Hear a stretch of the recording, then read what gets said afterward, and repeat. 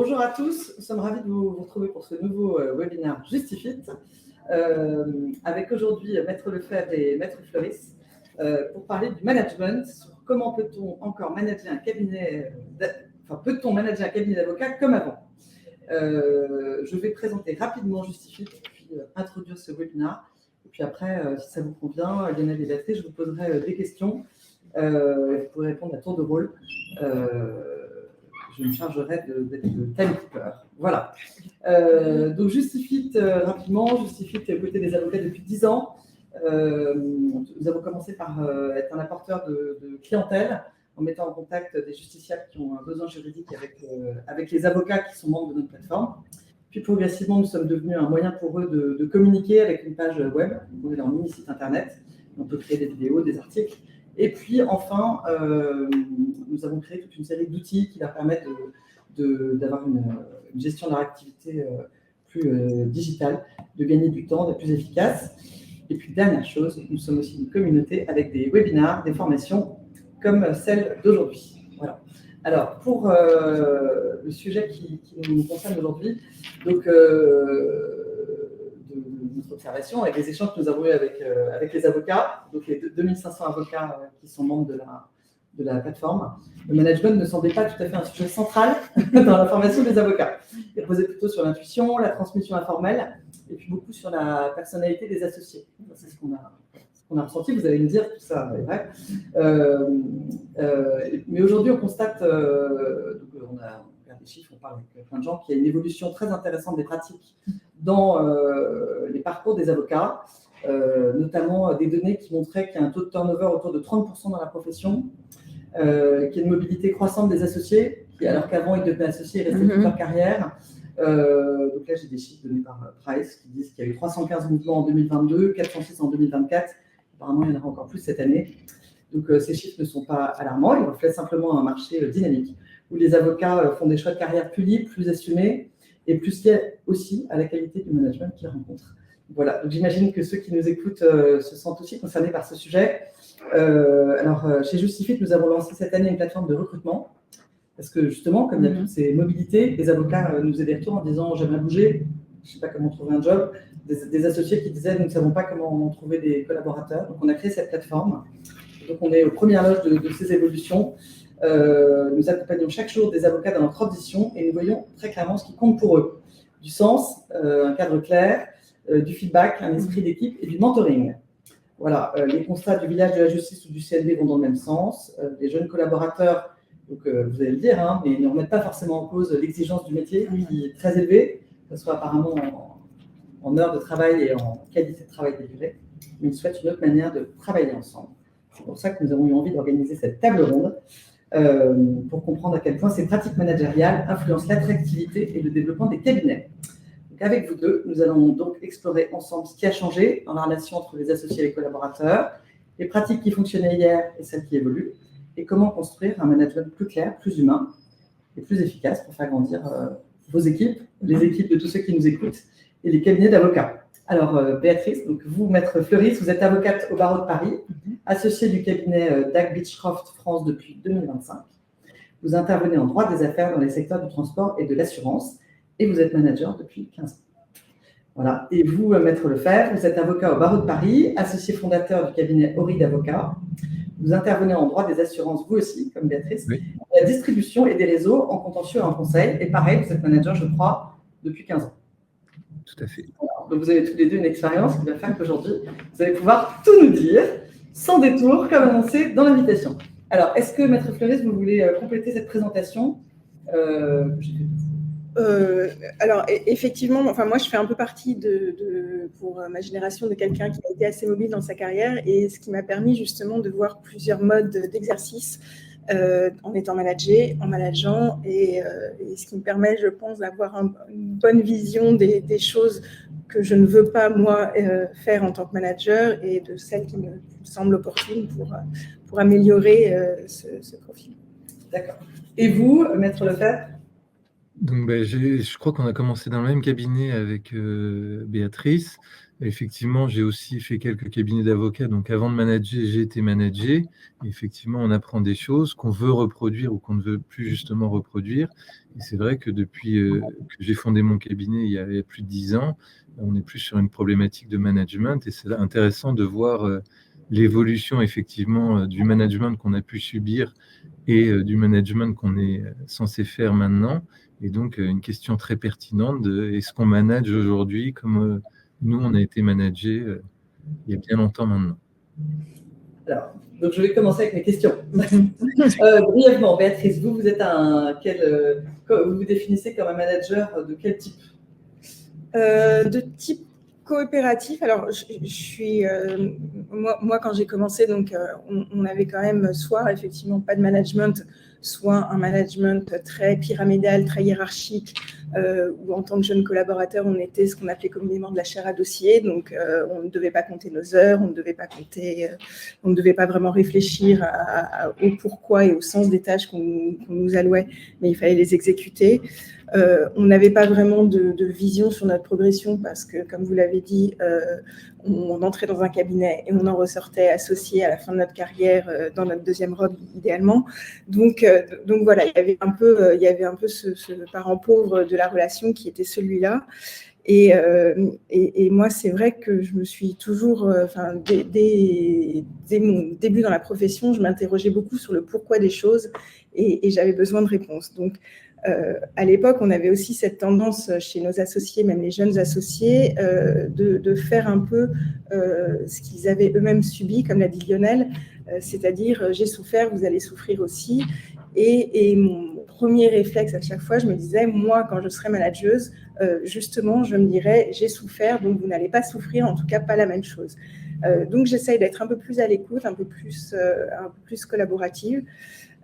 Alors, je garde quand même, parce qu'on peut avoir un peu l'impression que les managers maintenant sont obligés d'être des copains des collaborateurs. Moi, je garde ce souci de la rigueur et une certaine exigence quant au travail qui est donné, mais j'aime que mes collaborateurs comprennent pourquoi ils le font et voient où on veut aller.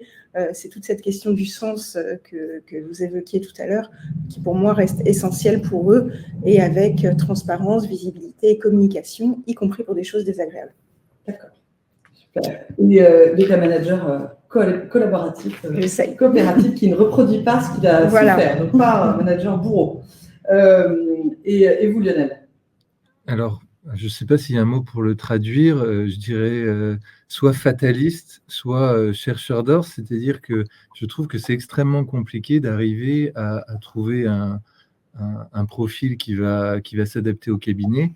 Si on prend un peu de recul, quand on regarde ce qui s'écrit sur le management sur notre époque, on parle de deux choses principales qui sont la génération Z et ses attentes qui sont peut-être particulières, et l'IA. C'est-à-dire que l'IA va changer. Et je regardais un colloque qui n'avait rien à voir avec le management des cabinets d'avocats, mais il se trouve qu'au bout d'une heure de conférence, un des conférenciers a pris l'exemple des avocats. Il parlait de l'IA. Il a dit, c'est vrai qu'avec l'IA, maintenant, on peut prendre le cas des cabinets d'avocats, on n'a plus besoin de collaborateurs, honnêtement. Donc, c'était son schéma. Et ça m'a perturbé. Je me suis dit, si, il y a quand même quelque chose qui est intéressant, mais c'est vrai que c'est compliqué parce que le métier est un métier très difficile, à fort enjeu. On n'est pas chirurgien, mais il y a quand même des clients qui nous font confiance sur des thématiques extrêmement fortes, où on est responsable. Et d'un autre côté, effectivement, il faut qu'on amène des collaborateurs qui peut-être sortent de la fac, qui n'ont pas cette conscience de l'importance du métier, à prendre ses responsabilités, à comprendre que ce qu'ils vont dire va avoir un impact. On parle du divorce de quelqu'un, d'une situation personnelle ou bien d'une décision stratégique d'entreprise. Et c'est vrai qu'il y a un gap.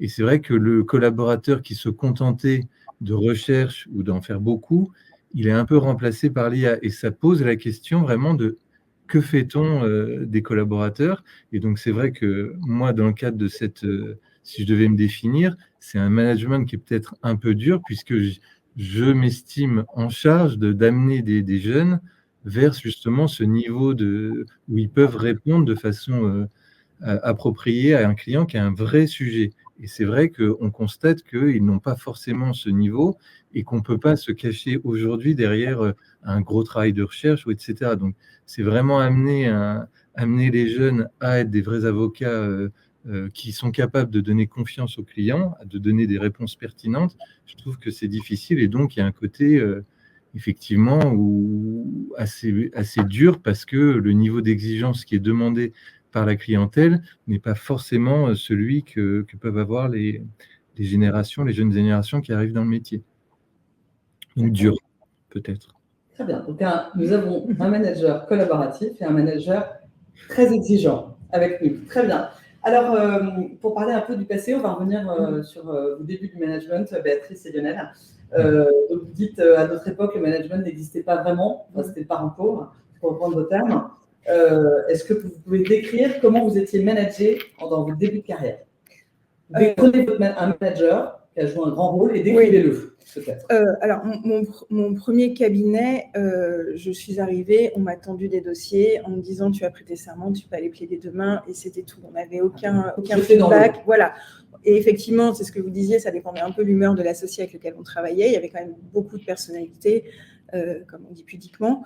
Et donc, on apprenait sur le tas, on faisait nos erreurs. J'ai fait des erreurs de procédure et on m'a reproché de ne pas les avoir faites alors que personne ne m'avait guidé là-dedans. Enfin, voilà, c'était assez dur. Il y avait un peu ce côté très militaire où nous étions des petits soldats, donc on devait abattre du dossier, remplir notre temps, et finalement le seul critère d'évaluation c'était celui-ci, c'était est-ce que tu as bien rempli tes timesheets et est-ce que tu as atteint tes objectifs en termes d'heures. Il n'y avait pas vraiment d'accompagnement. C'est dans mon cabinet suivant que j'ai pu commencer à voir, qui était un peu plus structuré, avoir une évolution, mais avec des critères d'évolution qui changeaient chaque année pour pouvoir les reculer d'autant.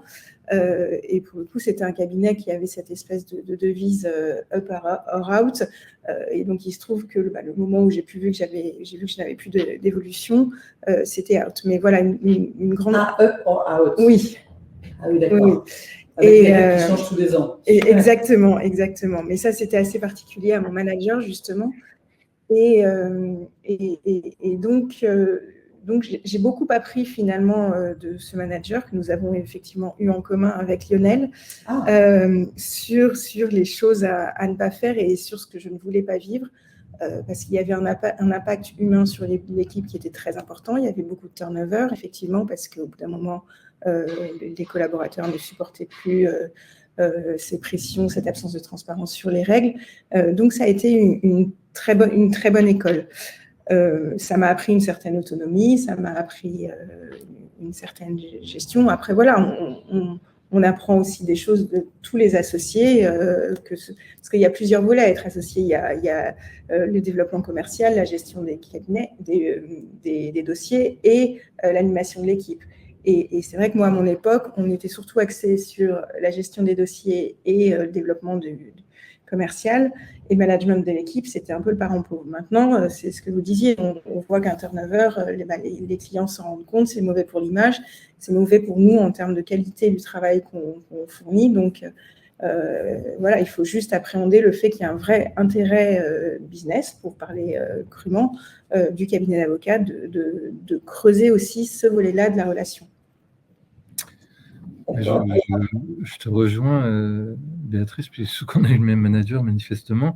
C'est vrai que j'ai commencé dans une grande structure où, effectivement, il y avait une organisation, il y avait des critères, des indices de seniorité, des accès à certains privilèges, un bureau tout seul, etc.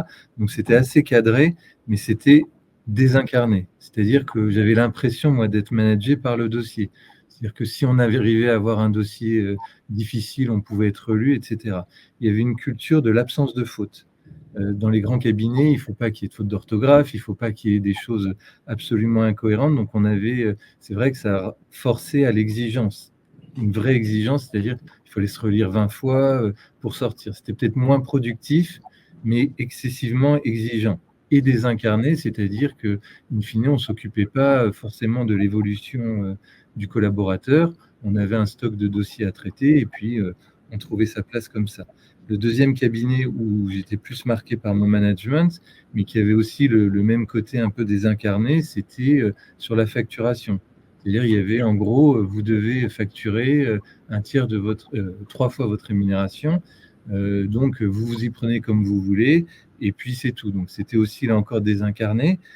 Et la seule perspective qu'on pouvait donner dans ce type de cabinet qui avait un flot de dossiers un peu de même nature, c'est de dire bah, aujourd'hui tu fais 50 dossiers, demain tu en feras 100, puis après-demain 150. Donc il n'y avait pas beaucoup de sens au management. Mais en revanche, il y avait une vraie autonomie sur les dossiers.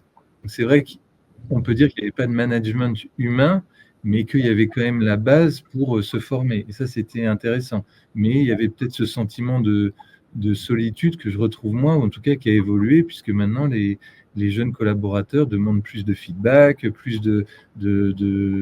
d'explications sur même la structure, sur ce qu'elle veut faire, sur ses clients. Donc, on a un peu changé d'air.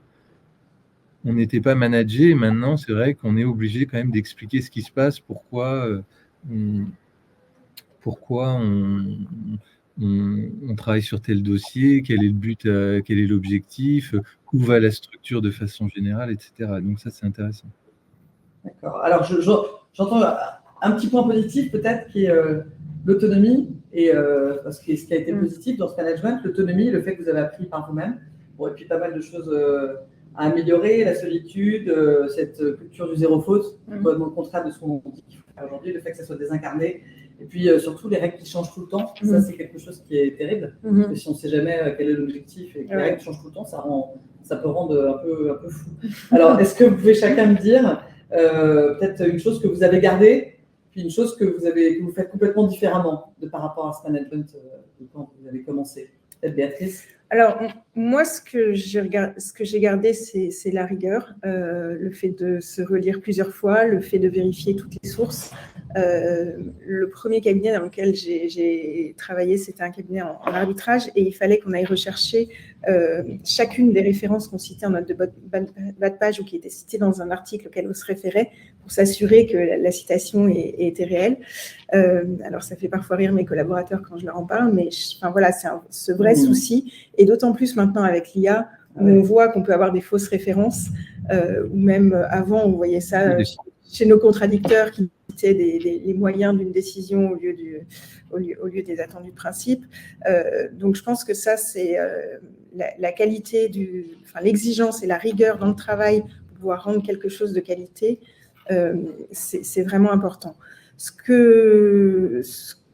que j'ai intégré, c'est finalement un peu à contrario, c'est ce souci d'expliquer les décisions, d'expliquer pourquoi j'ai fait telle modification, d'expliquer ce que je fais, d'expliquer pourquoi on le fait, d'expliquer pourquoi ce client est plus important, non, mais en tout cas, quelles sont les demandes qu'ils ont, déjà parce que ça fait gagner du temps, ça évite de revenir 100 fois sur sa copie, et puis ça permet une implication, parce que bon, je pense qu'on en parlera, mais c'est une génération qui n'est pas forcément paresseuse, comme on peut le dire, mais qui a besoin de comprendre pourquoi on fait les choses et qui a besoin de sens. Donc l'idée, c'est de les impliquer, de leur donner une visibilité aussi sur certaines des décisions, et pas dire un peu comme on peut dire à nos enfants, ça c'est pour les grands. Non, tu as le droit de comprendre comment fonctionne le cabinet, tu as le droit de comprendre pourquoi sont prises telles décisions, tu as le droit de comprendre pourquoi j'ai confié ce dossier à telle personne et pas à une autre. Tu as le droit, même si ce n'est pas agréable.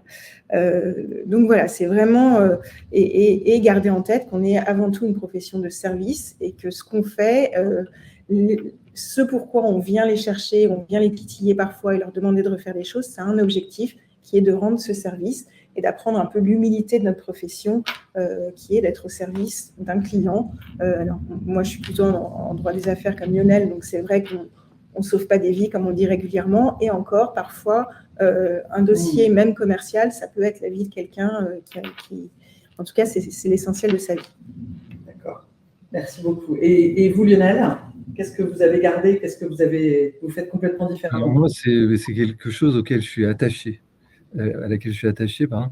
C'est le côté libéral du métier. C'est-à-dire qu'effectivement, on peut reprocher qu'on n'ait pas eu vraiment de management, Mais le corollaire de l'absence de management, c'est la liberté. C'est-à-dire qu'on rien ne nous empêchait d'essayer d'écrire des articles, d'avoir des dossiers personnels, de s'impliquer sur un dossier qu'on ne voulait pas nous confier, etc., d'interagir avec les autres justement pour montrer une certaine forme de plus-value, donc des initiatives, et rendre service en premier lieu à ses associés ou aux collaborateurs seniors pour lesquels on travaillait.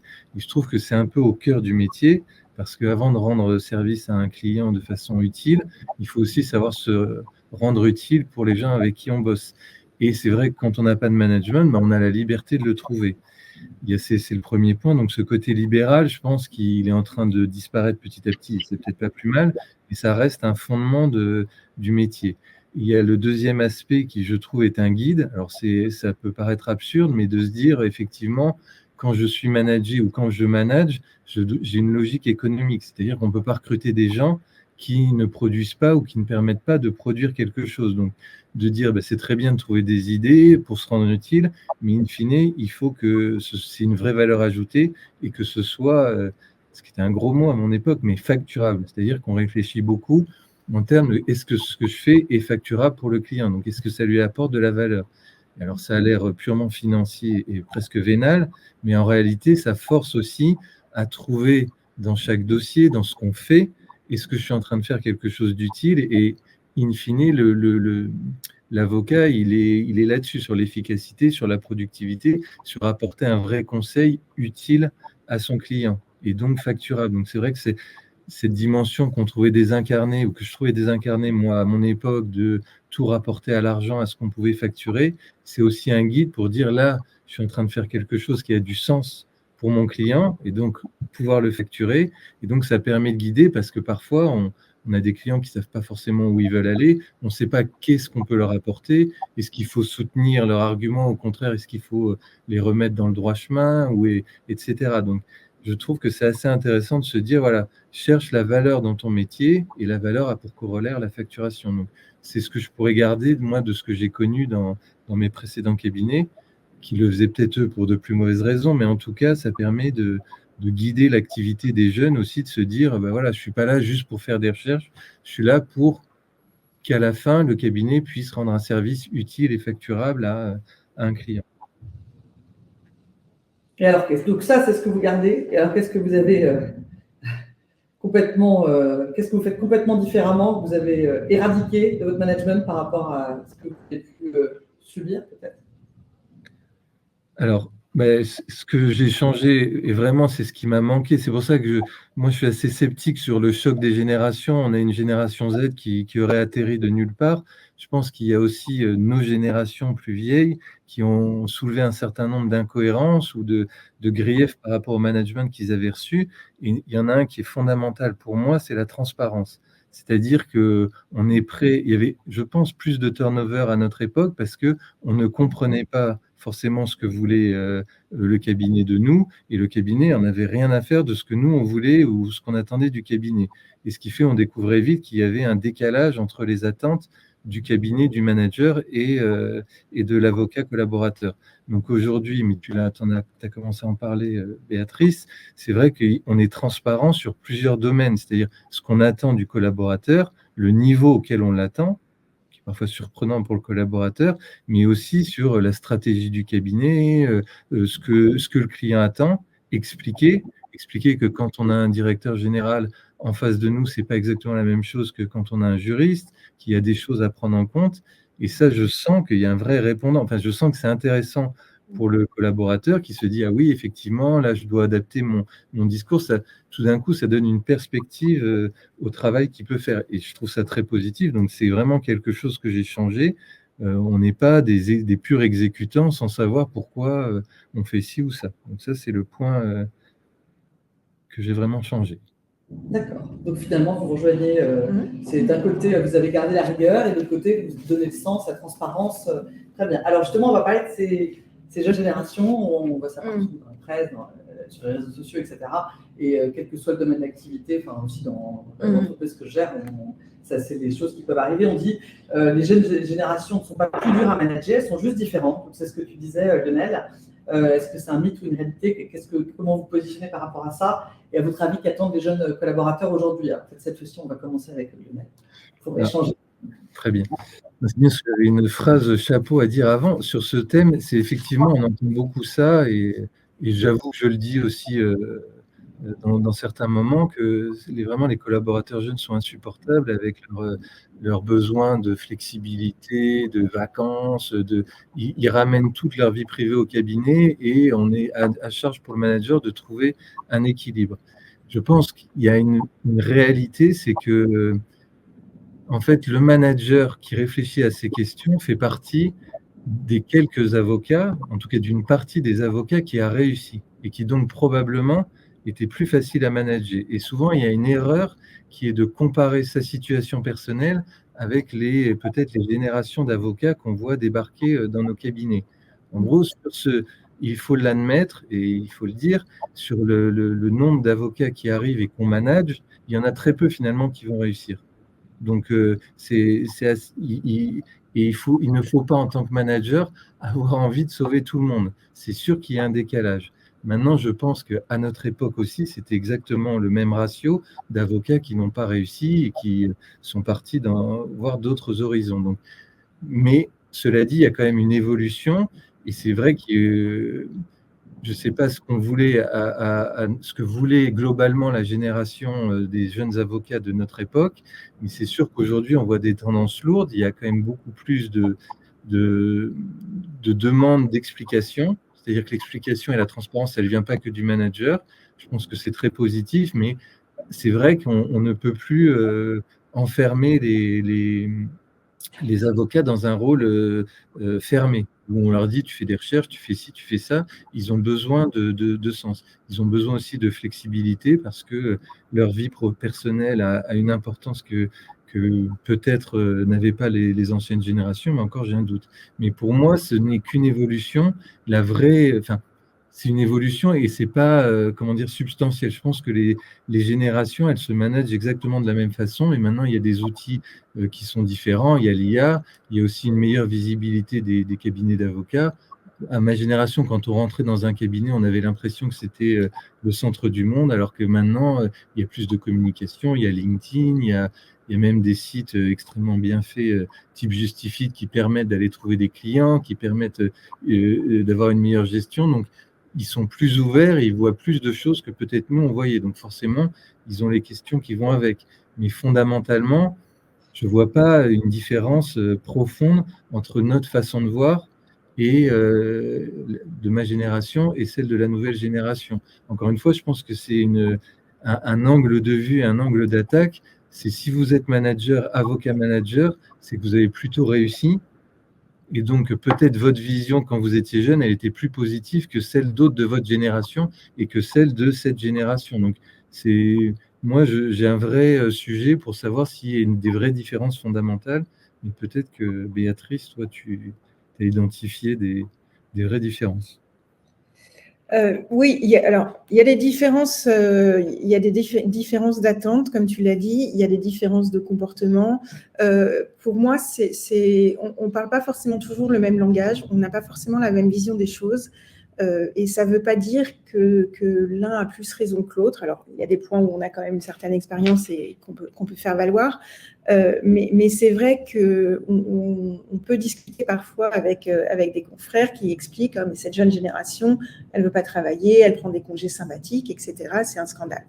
Et moi, je me suis dit, et si c'était eux qui avaient raison? Parce qu'effectivement, moi, à l'époque où je finissais à 2h du matin et où on m'expliquait que par récompense, je pouvais commencer à 9h30 au lieu de 9h, c'était pas une vie non plus. J'étais pas forcément performante. J'étais pas forcément meilleure en étant en privation de sommeil. Et je vois beaucoup de gens de ma génération qui sont peut-être passés à côté d'une vie personnelle, qu'elle soit familiale ou autre, c'est pas le sujet, mais on peut avoir une vie personnelle pour se dédier à leur métier et finalement une certaine frustration. Il y a juste sur quelque chose que tu as dit, Lionel, sur lequel je voudrais revenir. Moi, je pense que j'avais un peu un état d'esprit différent vis-à-vis des collaborateurs qui quittaient la profession. Je suis un peu sensibilisée à la question de la parentalité parce que j'ai vécu des expériences pas forcément faciles dans mes différents cabinets. En tout cas, j'ai eu beaucoup de luttes à mener. Et pour moi, quand je voyais un collaborateur ou une collaboratrice, en l'occurrence, qui partait en entreprise concrètement, dès qu'elle commençait à avoir des enfants, je considérais que c'était plutôt un échec du cabinet, parce que pour moi, enfin, en tout cas pour les exemples que j'ai eus, c'était plutôt des bonnes avocates par nature, mais qui ne voyaient plus comment vivre leur vie de parents dans le cadre qu'on offrait. Et je pense que c'est là où on peut les entendre. Alors, les entendre, et il faut aussi que ce soit réciproque, c'est-à-dire qu'ils comprennent que nous aussi, on a quand même une expérience à faire valoir, on a des choses à dire, qu'on peut accorder une flexibilité ou accompagner la parentalité si eux aussi jouent le jeu et si en échange, ils restent quand même focalisés sur cet objectif professionnel qui est le leur. Mais il y a un vrai travail à faire. J'ai eu beaucoup de formations sur comment manager la jeune génération, comment manager les différents profils, ceux qui ont besoin d'un retour factuel, ceux qui ont besoin d'un retour basé sur l'affect, les générations Z, alpha, etc. C'est quelque chose qui m'intéresse par ailleurs parce que je trouve que c'est une génération intéressante. Et il y a quand même des clés de langage à avoir pour savoir comment leur parler. Alors, on en a parlé, la transparence, le fait de donner de sens, le fait d'avoir une visibilité et un certain besoin de reconnaissance aussi, pas forcément par une progression nécessaire en interne ou une augmentation salariale, même si évidemment, comme disait Lionel, on ne peut pas mettre de côté l'aspect financier aussi du métier, que ce soit de leur côté comme d'une autre. Mais il y a un vrai besoin de reconnaissance quand ils ont fait un travail, ce que nous, on avait peut-être moins et qui peut avoir blessé certains de notre génération aussi. D'accord. Merci pour tous ces retours. Peut-être on sent de la passion. Alors, justement, qu'est-ce que vous avez fait, qu'est-ce que vous avez mis en place dans vos cabinets pour accompagner vos équipes avec qu'est-ce que vous avez mis en place, peut-être des points hebdo, quel est votre fonctionnement, Béatrice? Alors, moi je viens de rejoindre un cabinet, enfin j'ai rejoint en janvier, avant j'avais ma structure, donc ce qui m'avait permis un peu de mettre des choses en place, et là on est dans une structure qu'on a rejoint notamment parce qu'on avait la même approche du management et les mêmes valeurs. Donc nous on met en place, alors à titre individuel, moi j'essaie de mettre en place un feedback régulier sur ce que je demande aux collaborateurs et sur pourquoi j'ai fait telle modification, pourquoi j'ai pris telle approche ou autre, d'échanger beaucoup sur la stratégie du dossier et sur la façon dont je vois eux leur rôle dans ce dossier. Nous, on est dans un cabinet qui a aussi un souci de préserver leur santé mentale, c'est le mot, en tout cas leur bien-être au travail. Donc, on met en place plusieurs choses. On est un cabinet qui, de par nature et de par volonté des associés, est assez ouvert sur la diversité et l'inclusion. Donc ça, on est assez rigoureux sur ce genre de choses et on y veille par beaucoup d'actes d'animation du cabinet. Après, on prend en charge une partie de leur mutuelle, de leur prévoyance pour qu'il n'y ait pas de soucis. On a évidemment une politique de télétravail, alors qu'il a encore nécessite une réciprocité, c'est-à-dire qu'on accorde du télétravail, mais si jamais on ne peut pas joindre le collaborateur pendant qu'il est en télétravail, ça pose une réelle question et ça nécessite un recadrage. Enfin, voilà, on essaye d'accompagner leurs besoins de flexibilité et de bien-être et évidemment de transparence et de retour, ce qu'on a évoqué jusqu'à présent. Et pour revenir sur la parentalité, est-ce que vous faites quelque chose de spécifique pour au moment des... Alors, il n'y a rien de spécifique parce qu'on a finalement des règles au barreau qui sont assez claires, en tout cas en termes de congé mat. Après, c'est plus une approche humaine des choses, c'est-à-dire que le fait d'avoir du télétravail, une certaine flexibilité sur les horaires permet qu'on n'avait pas à mon époque, où on me demandait vraiment des horaires très fixes, mais qui sont un horaire aussi de notre statut d'indépendant. Donc voilà, mais je vais prendre un exemple. Là, on a une collaboratrice qui rentrait de congé maternité, qu'on a vu au moment de son congé maternité. Elle n'avait pas de solution de garde. Son enfant ne faisait pas ses nuits. Je crois qu'on n'a même pas eu besoin d'échanger avec mes associés sur le fait que ça ne servait à rien de la faire revenir dans cet état de fatigue et qu'il valait mieux lui accorder de reporter son congé mat pendant 2 semaines, pour qu'elle puisse revenir et être effectivement efficace et sans s'arc-bouter sur les règles qui sont celles-là. Donc, c'est pas forcément des règles écrites, mais c'est une approche qui est différente au sein du cabinet. Et et voilà, après, là encore, c'est une question de confiance et de ne pas abuser, alors sans forcément revenir à sa propre expérience en disant moi, je ne faisais pas comme ça avec mes enfants et je suis venue travailler quand mes enfants étaient malades, mais voilà, d'accompagner cette parentalité par une souplesse et sans qu'on soit sans cesse besoin de justifier un départ d'1 heure en milieu d'après-midi pour devoir répondre à un appel de l'école. D'accord, très bien. Et vous, Lionel, qu'est-ce que vous avez mis en place dans votre cabinet? Comment ça se passe? Alors, on a mis en place, alors à différents stades, en fait, la gestion du dossier. Il y a un cadre clair, c'est-à-dire que chaque dossier fait l'objet d'une réunion. Alors, ça peut être informel quand le sujet est simple, mais la plupart du temps, ce sont des dossiers compliqués. Donc, on va expliquer le cadre avec les délais à respecter, qui fait quoi, qui est responsable de quoi. Donc, c'est assez rapide, mais en tout cas, ça permet aux collaborateurs de savoir ce qu'on attend de lui et qu'il ne fasse pas lui-même. Et ça, c'est plutôt apprécié. Donc, voilà. Et le deuxième point, le deuxième axe, c'est sur la vision cabinet. Donc, on fait des réunions tous les mois, donc plutôt informelles, autour d'une réunion où on va expliquer les développements du cabinet, ce qu'on veut atteindre, la méthodologie. On essaie de créer une culture cabinet pour pas qu'il y ait d'erreurs. Nous, on veut être spécialiste de tel type de problématique, donc c'est pour ça qu'on ne traite pas peut-être d'autres dossiers, etc. Donc, on va expliquer où on va. On a eu beaucoup de projets de restructuration, de fusion ou de rapprochement avec d'autres cabinets, et chaque fois, les collaborateurs étaient pleinement inclus dans les discussions, et même on écoutait ce qu'ils avaient à dire. Et en plus, ça importait, c'était très intéressant. Donc, on les implique à toutes les étapes, que ce soit la gestion même administrative, qu'est-ce qu'on pourrait améliorer, quel outil d'IA on va intégrer dans notre cabinet. Donc, on fait des formations avec eux et on écoute leur feedback et ils sont intéressés. Ils se disent, un cabinet qui n'aurait pas d'outils comme ça, bah, il ne va pas se développer, etc. Donc, on les implique là. Et puis, il y a aussi un aspect sur la carrière, qui est peut-être le plus compliqué, donc qui n'est pas une seule réunion annuelle, mais on fait des réunions récurrentes pour savoir où ils veulent aller, quel sens ils veulent donner à leur carrière. Je suis assez sceptique sur le fait qu'un tiers donne un sens à la vie d'un autre. Donc, quand effectivement ces générations Z nous demandent mais quel est le sens de mon action, je dis dis-moi ce que tu y vois, parce que avocat en droit des assurances, c'est difficile, on ne va pas changer le monde, donc parfois c'est compliqué. Mais en revanche, instaurer des discussions sur ces thèmes du sens, ça permet aussi d'avoir une meilleure vision. La carrière, c'est important aussi parce que souvent on se trompe. Est-ce que j'ai la possibilité d'être associé? Est-ce que je suis associé dans 2 ans ou bien dans 10 ans, ou etc. Comment se voit le collaborateur? Parce qu'on peut être aussi trop ouvert d'imaginer qu'il y a une association à très court terme, et donc on est déçu de la production du collaborateur, et quand on lui parle, il dit « Non, mais moi, je ne me vois pas associé avant 10 ans ».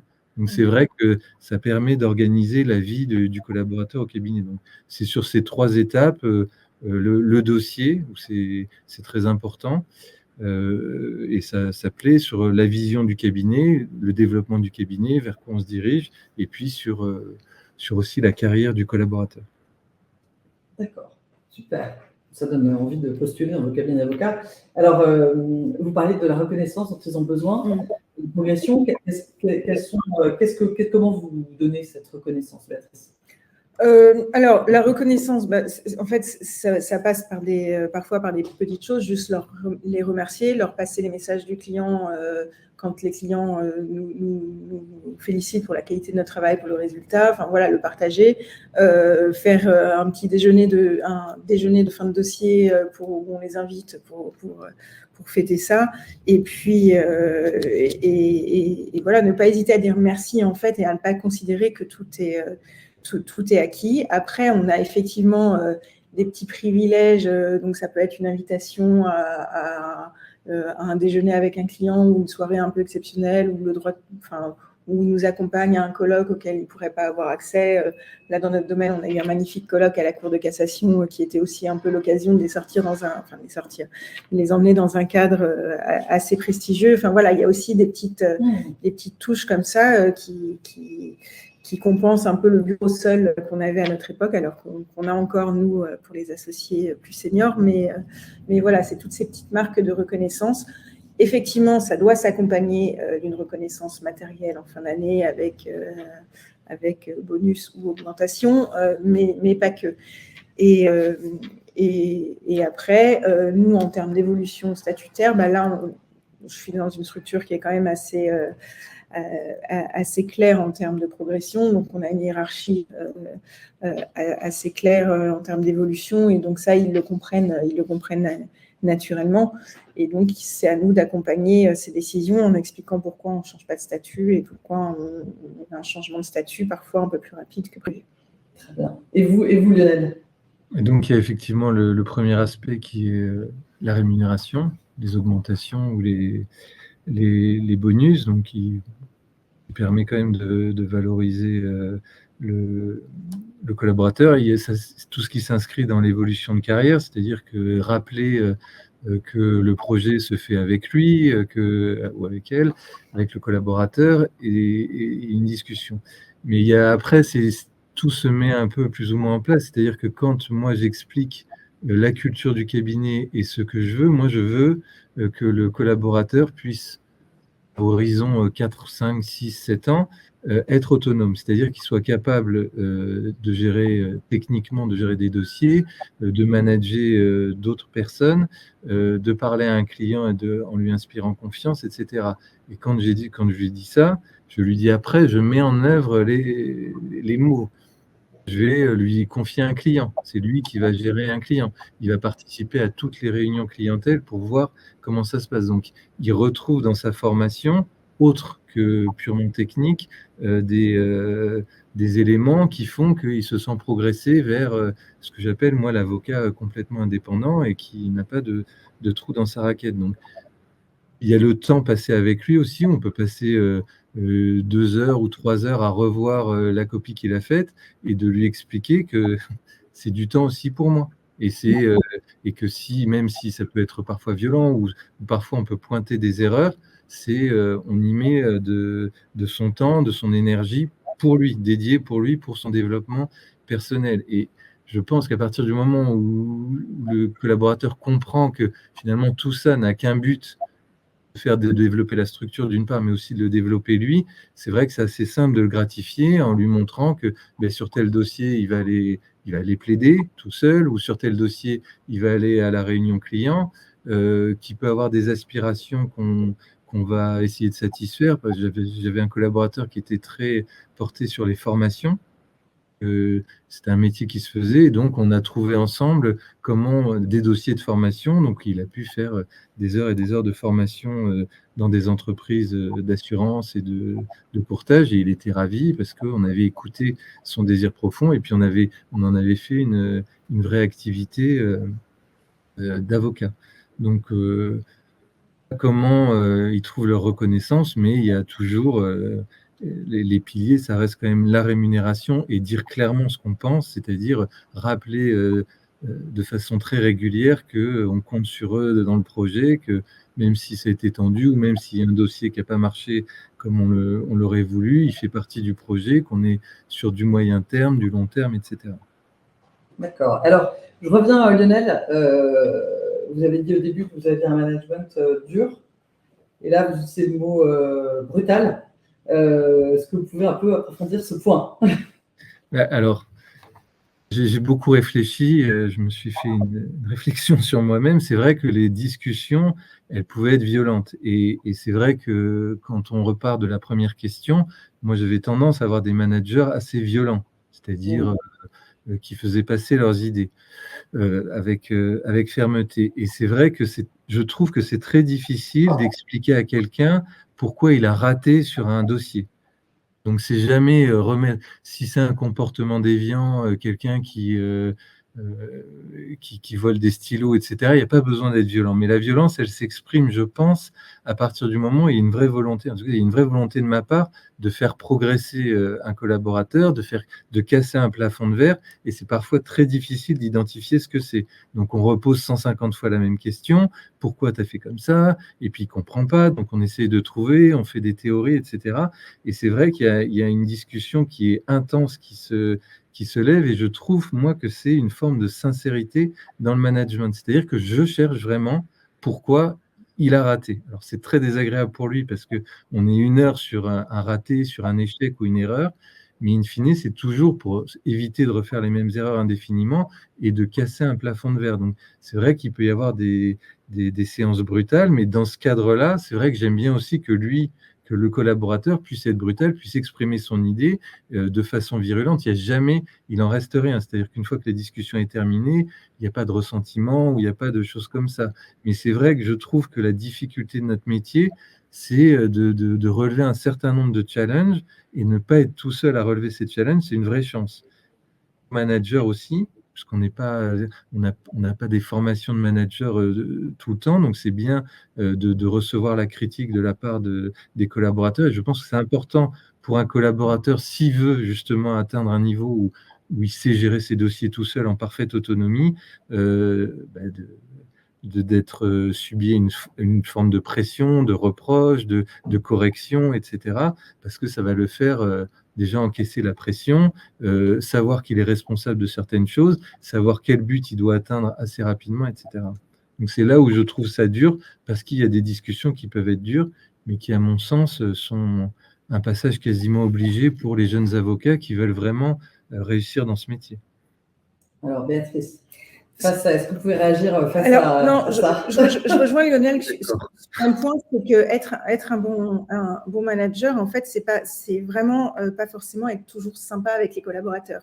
Et ça demande un certain courage parce qu'il faut justement savoir adapter sa posture et ne pas forcément se dire « Ah bah c'est une génération qui a besoin d'être chouchoutée, qui a besoin d'être accompagnée et pour autant occulter la partie désagréable qui est de leur expliquer ce qu'ils font mal et pourquoi ils le font mal. » Alors après, il y a une façon de le dire qui est peut-être différente de la génération, notamment parce qu'on explique pourquoi et quel est l'objectif derrière.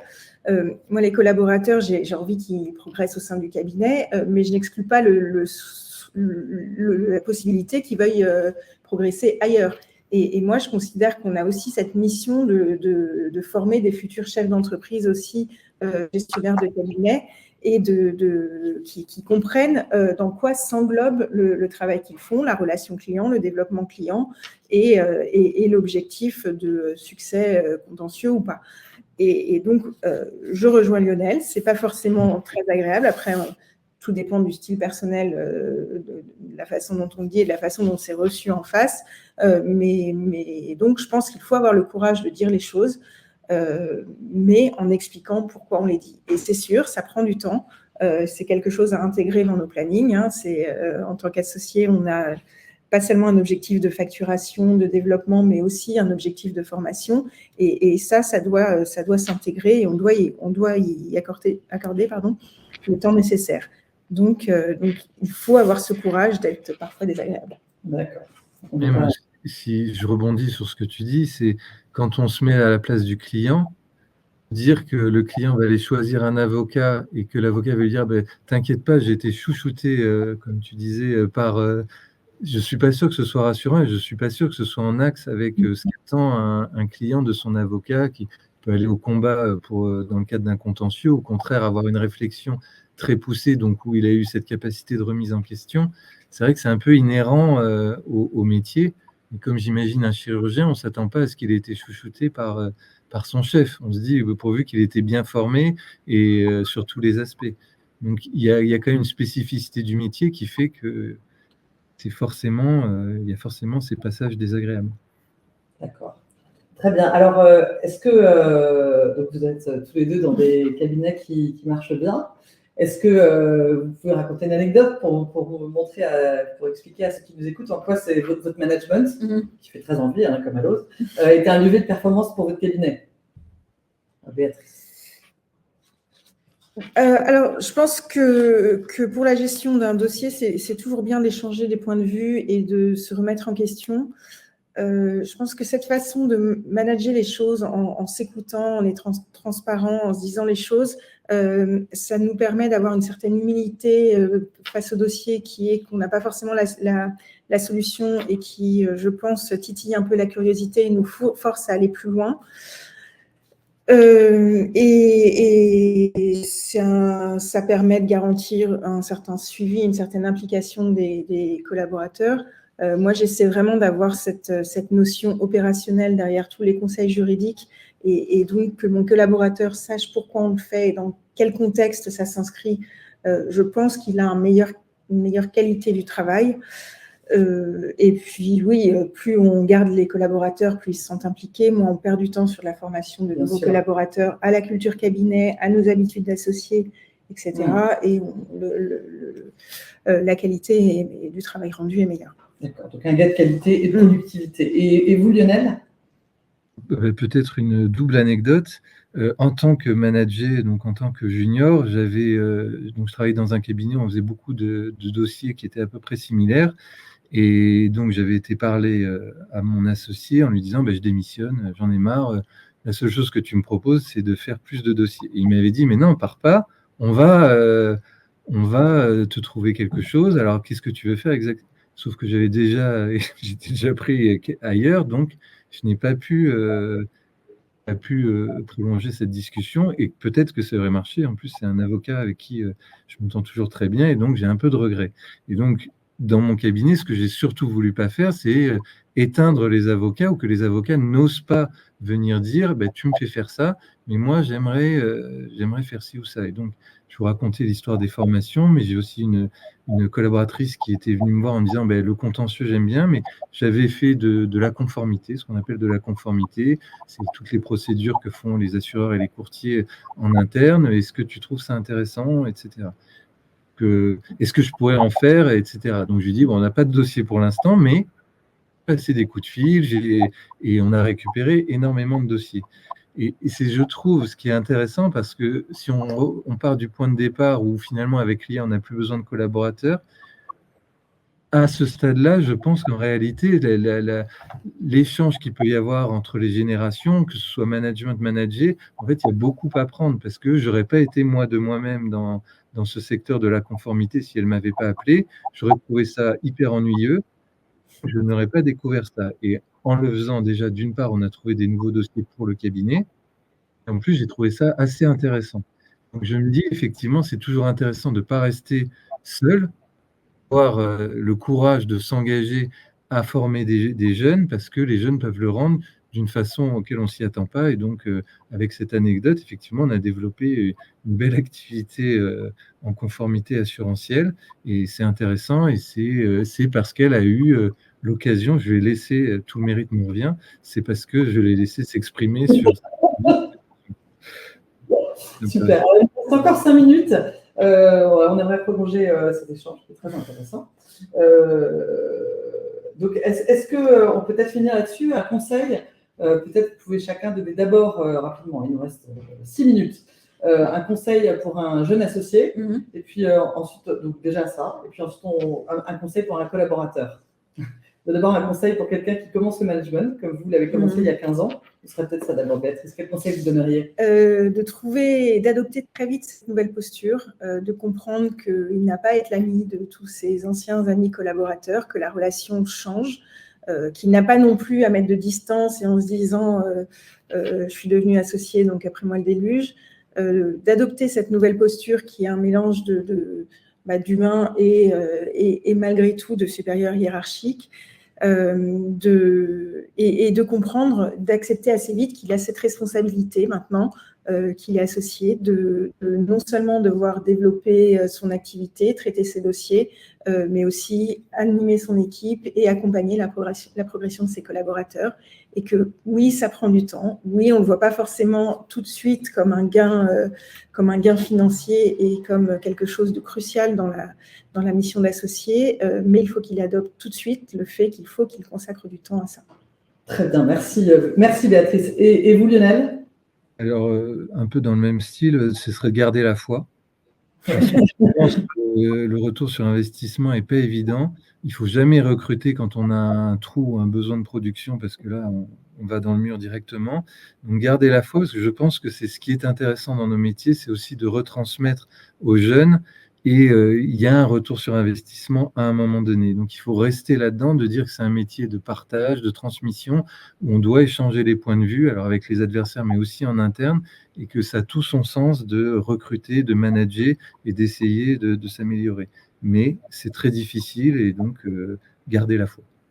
Très bien. Bon, alors adopter la posture directe et garder la foi. Et alors un conseil pour un collaborateur qui va se retrouver face au management brutal de Lionel.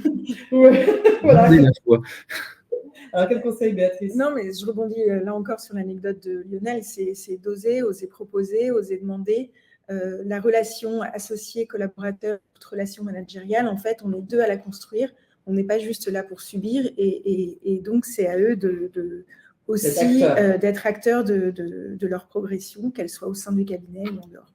D'accord, très bien. Donc, d'être acteur. Et vous, Lionel? C'est un peu pareil, en fait, de se rassurer dans la difficulté. C'est très chrétien. Plus le chemin est difficile et plus il sera dans le vrai. C'est-à-dire c'est vrai qu'il y a une forte, dans cette génération, une recherche de confort, etc. Je pense que c'est un peu à fuir parce que ça veut dire qu'on est en train de stagner et qu'en sortant de la fac, en sortant de l'école du barreau, il y a encore une marge de progrès. Donc, plus c'est dur et plus ça veut dire qu'on est dans le droit chemin. Donc, qu'il garde la foi aussi et surtout qu'il n'oublie pas qu'il ne sera pas un jeune collaborateur toute sa vie. Donc, il faut qu'il avance et qu'il ait des points de passage très clairs. Et donc, parfois, quelqu'un qui lui hurle dessus, ça peut favoriser la progression, même l'accélérer. Très bien. Alors, je ne sais pas si parmi ceux qui nous écoutent, il y en a qui cherchent un poste, mais je suis sûre qu'ils vont avoir envie de rejoindre vos cabinets. En tout cas, moi, je postulerai direct pour qu'on me hurle dessus pour progresser. Tout ce que vous avez partagé avec nous était vraiment, merci beaucoup, super intéressant. Intéressant aussi pour moi qui manage une entreprise, parce que c'est finalement un peu les mêmes, tout à fait le même genre de problématiques et de challenges excitants. Donc nous avons lancé un site cette année qui s'appelle le Justifit Recrutement pour permettre aux collaborateurs de trouver un cabinet. Et donc on est en train de le développer et on a justement prévu de donner la possibilité à ceux qui recrutent d'indiquer quel est leur type de management, parce qu'il nous a semblé que c'était quelque chose qui intéressait les collaborateurs. Voilà, et puis aussi qu'ils voient effectivement si ça leur correspond, parce qu'il y en a qui aiment bien être guidés les mains dans la main, d'autres qui vont plutôt chercher de l'autonomie, donc de faire le bon matching entre l'associé et le collaborateur, parce que c'est aussi une rencontre finalement. Finalement, c'est pas parce que ça se passe pas bien avec un quelqu'un, qu'avec un collaborateur, c'est peut-être ça aussi le message, c'est pas parce que ça se passe pas bien avec cet associé que ça se passera pas bien avec un autre, donc ça vaut le coup de changer, d'être acteur de sa carrière. Et merci à tous, merci à ceux qui nous ont écoutés. Alors, comme d'habitude, nous enverrons un email plutôt, avec un lien pour le replay qui sera sur YouTube, qui sera aussi sur notre site Média pour Justifit. Donc, c'est un média que nous avons à destination des avocats. Vous pouvez retrouver tous nos webinaires. Donc, on traite de sujets aussi bien business que business comme aujourd'hui, parce que finalement, le management, c'est ce qu'on a vu, c'est vraiment un sujet business et qui est cœur au sein de la stratégie des cabinets d'avocats. Et quand vous nous quitterez, vous les participants, il y aura un petit sondage. Donc, si vous pouvez nous répondre et dites-nous ce qui vous intéresserait, c'est grâce à vos retours qu'on va construire les prochains webinaires. Merci Béatrice, merci Lionel. Merci. Détour, comme prévu. Je sens qu'on aurait pu aller plus loin, mais on se quitte dans une minute. Donc voilà. Donc merci à tous